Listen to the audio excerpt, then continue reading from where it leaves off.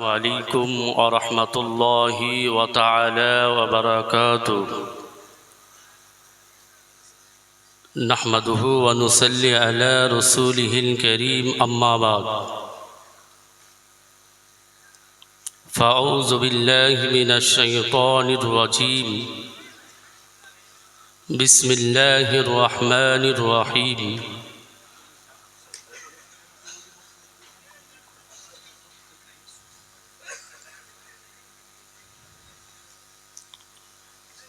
الراسخون في العلم وقال أيضا كونوا ربانيين মহা সম্মানিত 3 দিনব্যাপী ঐতিহাসিক ইসালে সাহাবের মহা সম্মানিত সভাপতি বিশেষ করে মহামান্য মুফতি সাহেব হুজুর কেবলা জামিয়া রহমানিয়ার আসাতিজাই কেরাম তলাবাই আজিজ আঞ্জুমানে ওয়াইজিংয়ের এক ঝাঁক যোগ্য বিজ্ঞ ওলামা হযরতগণ, সম্মুখে উপস্থিত সুধী শ্রোতা মণ্ডলী, সর্বপ্রথম আল্লাহ সুবহানাহু ওয়া তাআলার দরবারে শুকরিয়া আদায় করি রব্বুল আলামিন এই ঐতিহ্যবাহী 3 দিনব্যাপী ইসালে সাহাবের বক্তা শ্রোতা হিসাবে আল্লাহ আমাদের এখানে আনিয়েছেন। ইলাহির দরবারে প্রাণ খোলা মনে উচ্চ আওয়াজে বলুন আলহামদুলিল্লাহ। তারপর শতকোটি দরুদ বর্ষিত হোক রাহমাতাল লিল আলামিন নবী মুহাম্মদ রাসূলুল্লাহ সাল্লাল্লাহু আলাইহি ওয়াসাল্লাম। উপস্থিত জামিয়া রহমানিয়ার ভক্তবিন্দু, পবিত্র কোরআন মাজিদ থেকে সূরা আল ইমরান থেকে 7 নম্বর আয়াতের একটি টুকরা ও 79 নম্বর আয়াতের একটি টুকরা আমি আপনাদের কাছে পেশ করেছি। খুব সংক্ষিপ্ত সময়ে এই আয়াত দুটির একটু অর্থ বোঝানোর জন্যে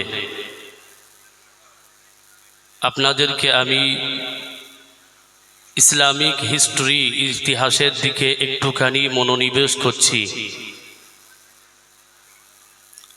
সুলতান মাহমুদ গজনবী রহমাতুল্লাহ আলাইহি,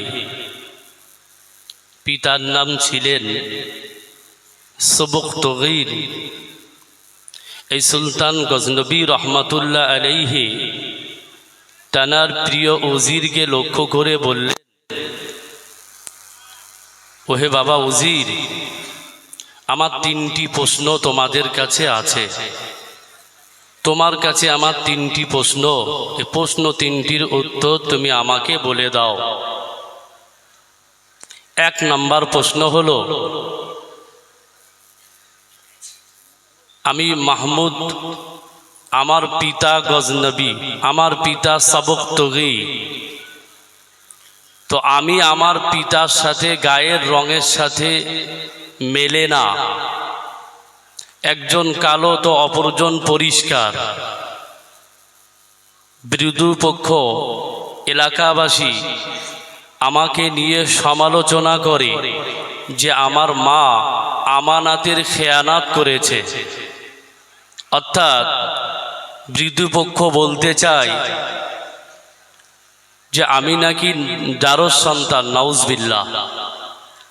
2 নম্বর প্রশ্ন, ওগো বাবা উজির, আল্লাহ পাক যে আমাকে সম্পদ দিয়েছে, এই সম্পদ কোথায় ব্যয় করলে সম্পদের হক আদায় হবে ও আল্লাহ তরফ থেকে এর যাজা বদলা আমি পাবো। তিন নাম্বার প্রশ্ন, তুমি আমাকে বলে দাও কি আমল করলে প্যারা নবী সাল্লাল্লাহু আলাইহি ওয়াসাল্লামার দিদার আমার নসিবে স্বপ্ন যোগে হয়ে যায়। শুধু শ্রোতা মণ্ডলী,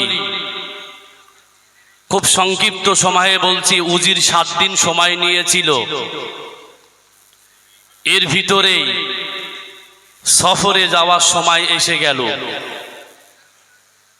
সুলতান মাহমুদ গজনবী তদানীন্তন সময়ের সফরের যে নিয়ম ছিল, হাতির পিঠে বাইর হইলেন, সঙ্গে উজির রয়েছে এবং আরো কিছু খাদেম রয়েছে। বাবু, নিশ্চয়ই আমরা ইসলামিক ইতিহাস পড়েছি, ভালো মন্দ অনেক রকম ধারণা পেয়েছি, কিন্তু স্বল্প সময়ের ভিতরে মনে রাখুন, মাহমুদ গজনবী রহমাতুল্লাহ আলাইহি সফরে চললেন। গভীর রাতে দেখতে পেলেন যে একটা রাস্তার ধারে চেরাগের বাতির নিচে একটা মাদ্রাসা তলেবুল ইলম, যে তলাবায়ে আজিজ মহাসম্মানিত মাদ্রাসা শিক্ষার্থী, একজন ছাত্র কিতাব মোতাল্লা করছে, বই পড়ছে। মাহমুদ গজনবী রহমাতুল্লাহ আলাইহি হাটির পিঠ থেকে নেমে গুটি গুটি পায়ে ওই তলাবার কাছে গিয়ে বলছে, বাবা তোমার বাড়ি কোথায়? আর তুমি এই গভীর রজনীতে রাস্তার ধারে এই সরকারি চিরাগ বাতির আলোয় পড়ছো? ওই মাদ্রাসার তলেবুল ইলম বলেছিলেন যে আমি একজন এতিম বাচ্চা, বাড়িতে চেরাগ জ্বালানোর মতো, তেল কেনার মতো পয়সা নেই। সকাল থেকে সন্ধ্যা পর্যন্ত মাদ্রাসায় পঠন পাঠন করি, সন্ধ্যার পরে এলাকার মসজিদে পড়াশুনো করি, এশার নামাজের পরে মসজিদের দরজা যখন লাগিয়ে দেয়, আমি আমার পড়াশুনো কোরআন হাদিসের দর্শ জন্যে, পঠন পাঠনের জন্যে, এই মাদ্রাসায় পঠন পাঠনের জন্যে রাস্তার ধারে এই চেরাগ আলো বাতির নিচে এসে পড়াশুনো করি। সুলতান মাহমুদ গজনবী রহমাতুল্লাহ আলাইহি প্রিয় উজিরকে ডেকে বললেন যে আপনি আমার নিজস্ব তহবিল থেকে এই তলেবুল ইলমের পড়াশুনো, ঘরবাড়ি, পোশাক, কিতাবপত্র, আলোর ব্যবস্থা তুমি করে দাও। একদম সংক্ষেপে বলছি। চলে গেলেন, উজিরকে বললেন একটা মসজিদ ডাকো, তাহাজ্জুদের নামাজ পড়বো। তাহাজ্জুদের নামাজ পড়লেন। বললেন, প্রিয় উজির, ফজরের নামাজের আর কতটা সময় বাকি আছে? বললো, এখনো কিছু সময় বাকি আছে। হঠাৎ তন্দ্রা এলো, ঘুমিয়ে গেল। প্রিয় নবী সাল্লাল্লাহু আলাইহি ওয়াসাল্লাম স্বপ্ন যোগে সুলতান মাহমুদ গজনবীকে ডাকছেন, এ সবক তুগিনের বেটা।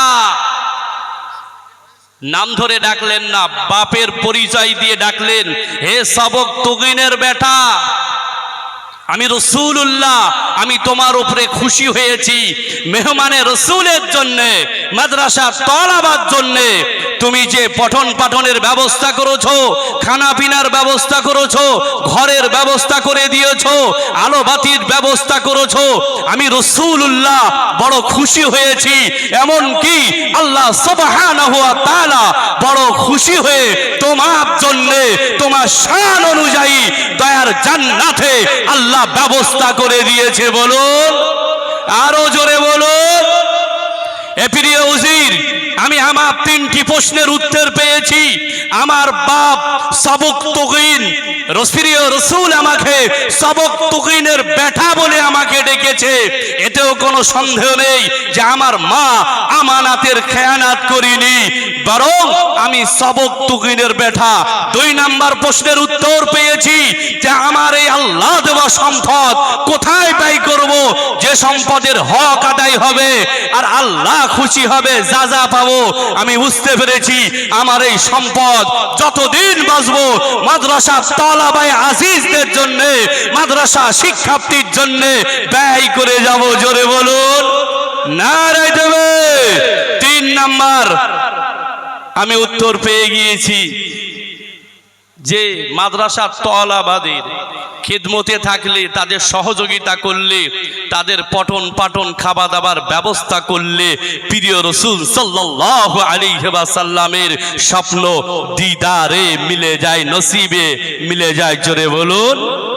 আমি আলোচনা আর বাড়াবো না, যে আয়াতগুলো রেখেছিলাম অসমাপ্ত বক্তব্য এখানেই ইতি করছি।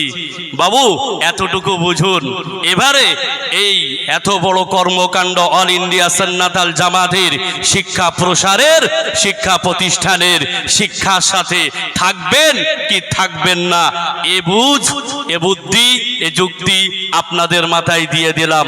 আল্লাহ সুবহানাহু ওয়া তাআলা সকলকে যেন সরল ও সঠিক বুঝ দান করে। বলুন না আল্লাহুম্মা আমিন। আখিরি দাওয়ানা আলহামদুলিল্লাহি রাব্বিল আলামিন। ভক্তি ভরে দরুদ আল্লাহুম্মা সাল্লি আলা। এখন আমাদের মাঝে বক্তব্য রাখবেন